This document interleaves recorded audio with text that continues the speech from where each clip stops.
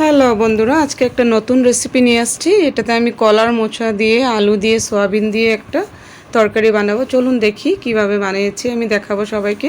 এটার জন্য লঙ্কা কুচি নিয়ে নিয়েছি, টমেটো কুচি করে সব রেডি করে রেখেছি। দেখুন এইভাবে আলুগুলা ছোট ছোট করে কেটে নিয়ে তারপরে এটাতে একটু হলুদ নুন দিয়ে লাল লাল করে একটু ভেজে নেব, সামান্য একটু তেলে ভেজে নেব। তারপর একটা ফোড়ন দিয়ে তেজপাতা, গোটে জিরে, একটা শুকনো লঙ্কা দিয়ে আমি ফোড়ন দিয়ে দিলাম এইভাবে। তারপরে এইভাবে কেটে রাখা টমেটো, লঙ্কা, নুন, হলুদ, জিরে গুঁড়ো দিয়ে খুব সুন্দর করে ভেজে নেব। একটু সামান্য পরিমাণে জল দিয়ে দেব তাতে টমেটোগুলো যেন গলে যায়। এইভাবে খুব সুন্দর করে ভেজে নেব। নতুন একটা রেসিপি ট্রাই করেছি, আপনারা যদি ভালো লাগে আপনারা এইভাবে ট্রাই করবেন, আশা করি ভালোই লাগবে। খেতে খুব টেস্ট হয়েছে। একটু কাশ্মীরি লঙ্কা গুঁড়ো দিয়ে দিয়েছি কালারের জন্য।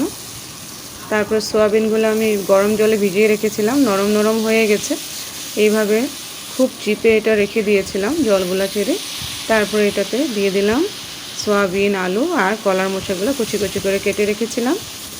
কলার মোচাটা তো খুবই ভালো, যাদের রক্তের সমস্যা হয় বা অ্যানিমিক প্রবলেম ওদের জন্য এটাতে খুব আয়রন পরিমাণে পাওয়া যায়।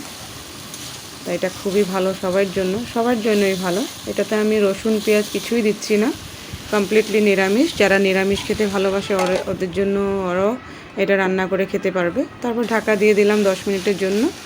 এইভাবে ঢাকা খুলে এটা দেখবো খুব সুন্দর করে একটা সুন্দর কালার আসছে, খুব সুন্দর একটা ফ্লেভার আসছে। তারপর একটু গরম মশলা দিয়ে দিয়েছি। অলমোস্ট রান্না কমপ্লিট হয়ে গেছে। ঘি একটু এড করে দিলাম, এইভাবে নাড়িয়ে চাড়িয়ে তারপরে বাস কমপ্লিট রান্নাটা হয়ে গেছে। আপনাদের যদি ভালো লাগে ট্রাই করবেন নিশ্চয়ই, আশা করি ভালোই লাগবে। আর খেতেও খুব দারুণ একটা টেস্ট হয়, গরম গরম ভাতের সাথে, লুচি পরোটার সাথে, রুটি, খুব দারুণ লাগে। ঠিক আছে বন্ধুরা, বাই বাই।